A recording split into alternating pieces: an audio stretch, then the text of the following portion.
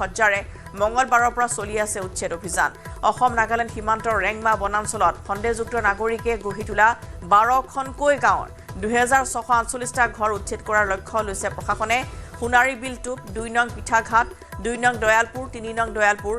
দলন পথাৰ খেৰবাৰী বিদ্যাপুৰ বজাৰ 2 নং মধুপুৰ আনন্দপুৰ ৰজাপুখুৰী গেলাজানত চলিব উচ্ছেদ অভিযানৰ ব্যৱহাৰ কৰিবৰ বাবে গোলাঘাট মেৰাপানী শিৱসাগৰ তিনিচুকীয়া আদিৰ পৰা এক্সকেভেটৰ অনা হৈছে উল্লেখ্য যে বছৰ ধৰি সন্দেহজনক লোকে ৰেংমা বনাঞ্চলত বেদখল কৰি বসতি স্থাপন কৰি আহিছে শুকুৰবাৰে উৰিয়াম ঘাটৰ বিদ্যাপুৰ অঞ্চল পৰিদৰ্শন কৰিছিল মুখ্যমন্ত্ৰী হিমন্ত বিশ্ব শৰ্মাই উৰিয়াম ঘাটৰ পৰিস্থিতিৰ বিষয়ে সামাজিক মাধ্যমত আপলোড কৰিছিল এটা বিশেষ ভিডিঅ' আৰু আজি উচ্ছেদ অভিযানৰ দ্বিতীয়টো দিন উচ্ছেদস্থলীৰ পৰা উপস্থিত আছে আমাৰ সাংবাদিক হীৰক জ্যোতি মালাকাৰ হীৰক আজি দ্বিতীয়টো দিনৰ কাৰ্যসূচী আমি আপোনাৰ পৰা জানিব বিচাৰিছো যিহেতু ইতিমধ্যেই কালিৰ দিনটো দেখিবলৈ পোৱা গৈছে যে বহু হেক্টৰ ভূমি ইতিমধ্যে বেদখলমুক্ত হৈছে আজিৰ দিনটো খবৰ আমি জানিব বিচাৰিম চক আজি যেহেতু উৰিয়াম ঘাটৰ উচ্ছেদ অভিযানৰ দ্বিতীয়টো দিনৰ বিশেষকৈ আজি কালি যেহেতু আজি পিঠাঘাট আৰু সোণাৰী বিলতে উচ্ছেদ চলোৱা হ'ব ইতিমধ্যে পুৱা 9 বজাৰ পৰা এই যি উচ্ছেদ কাৰ্যসূচী প্ৰশাসনৰ তৎপৰতাৰ উচ্ছেদ কাৰ্যসূচী আৰম্ভ হৈছে আৰু বিশেষকৈ ক'ব বিচাৰিম যে পিঠাঘাটৰ আজি 193টা আৰু সোণাৰী বিলৈ চাব যায় 144টা পৰিয়ালৰ বেদখলমুক্ত কৰা হ'ব আৰু এই মুহূৰ্তত যেটো দেখাইছোঁ যে এটা পিছত আনটো বাসগৃহ এই মুহূৰ্তত উচ্ছেদ চলোৱা হৈছে আৰু ইয়াত যিবোৰ বাসগৃহ দেখিছে সেই বাসগৃহ সৰুবৰ বাসগৃহসমূহ উচ্ছেদ চলোৱা দেখিবলৈ পোৱা গৈছে আৰু বিশেষকৈ এই যি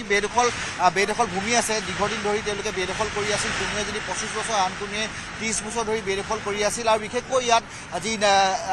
যি আচলতে তামোলৰ গছ তেওঁলোকে ৰোপণ কৰি তেওঁলোকে যিহেতু এক অবৈধভাৱে চুপাৰী চিণ্ডিকেট গঢ়ি তোলাৰ এক কথা জানিব পৰা গৈছে আৰু এই মুহূৰ্তত দেখিছে আপুনি ইয়াত যিহেতু এতিয়া সোণাৰী বিলত উচ্ছেদ চলোৱা হৈছে সোণাৰী বিলৰ পিছত পিঠাঘাটত উচ্ছেদ চলোৱা হ'ব আৰু এই উচ্ছেদ কাৰ্যসূচী বিশেষকৈ প্ৰশাসন আৰক্ষী প্ৰশাসনৰ লোকসকলে ইয়াত উপস্থিত হোৱা দেখিবলৈ পোৱা গৈছে আৰু আৰক্ষী প্ৰশাসনে তৎপৰতাৰে আজি যি এই পৰিয়ালসমূহ আছে সেই পৰিয়ালসমূহৰ আজি উচ্ছেদ চলোৱা হ'ব আৰু বিশেষকৈ ক'ব বিচাৰে যে এই উচ্ছেদ কালি দিনটোত যদি চাব যায় বিদ্যাপুৰত উচ্ছেদ চলোৱা হৈছিল বিদ্যাপুৰৰ প্ৰায় 150টা যিহেতু বাসগৃহ লগতে যি দোকানগৃহ আছিলে দোকানঘৰ ভাঙি চুৰমাৰ কৰা হৈছিলে উচ্ছেদ চলোৱা হৈছে আৰু দ্বিতীয়টো দিনত আজি এই অঞ্চলসমূহ উচ্ছেদ চলোৱা হ'ব আৰু তাৰপিছতে তেওঁলোকে প্ৰশাসনে কালি দিনটোৰ ভিতৰত যি আচলতে 2536টা পৰিয়াল আছিলে সেই পৰিয়ালৰ উচ্ছেদ চলোৱাৰ ইতিমধ্যে জাননী জাৰি কৰা হৈছিল আৰু বাকী যিবোৰ বাসগৃহ আছিলে সেইসমূহতো উচ্ছেদ চলাব বুলি জানিব পৰা গৈছে এই মুহূৰ্তত আমি উচ্ছেদস্থলী বা দৃশ্য দেখাই আছোঁ এয়া আছে আপোনাৰ এয়া পিঠাখোৱা যি অঞ্চল সেই পিঠাখোৱা অঞ্চলত ইতিমধ্যে উচ্ছেদ চলোৱা আছে পুৱাৰ ভাগৰ পৰা উচ্ছেদ চলোৱা আছে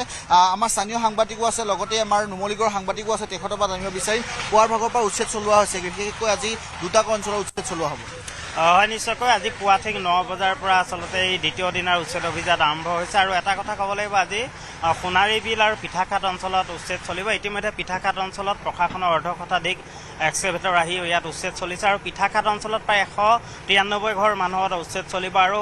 সোণাৰী বিল অঞ্চলত 104 ঘৰ মানুহত উচ্ছেদ চলিব পুৱাৰে পৰা দেখা পোৱা গৈছে প্ৰশাসনে তৎপৰতাৰে উচ্ছেদ আৰম্ভ কৰিছে ধন্যবাদ জ্ঞাপন কৰিছোঁ এয়া দেখাইছোঁ আমি পিঠাখোৱা অঞ্চলৰ এই পৰিৱেশ আৰু বিশেষকৈ ক'ব বিচাৰিম যে তেওঁলোকৰ লক্ষ্য বান্ধি লৈছে যে কালি দিনটোৰ ভিতৰত উচ্ছেদ কাৰ্য সম্পন্ন কৰাৰ আৰু যিহেতু এই কালি